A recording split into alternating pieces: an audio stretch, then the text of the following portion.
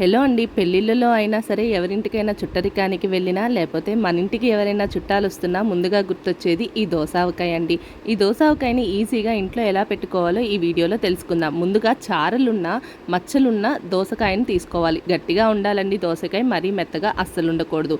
కోస్తుంటే చూశారు కదా, అంత గట్టిగా ఉండాలి. అందులో ఉన్న గింజలన్నీ కూడాను ఇక్కడ చూపిస్తున్న విధంగా మొత్తం తీసేసుకోవాలి.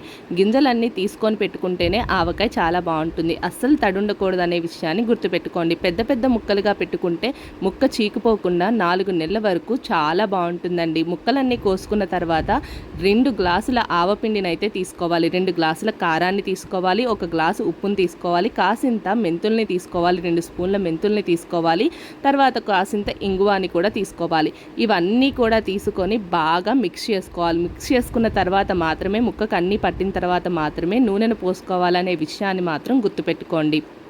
ఈ విధంగా చేస్తేనే ముక్కకి ఆ పెట్టిన ఆవ ముద్ద మొత్తం కూడా పడుతుంది. అందులోనే 20 నిమ్మకాయల రసాన్ని అయితే వేసుకోవాలి. నేను కేజీ మీద 200 గ్రాముల ఆవకాయను అయితే పెట్టాను. అందుకనేసి లీటర్ నూనె పడింది.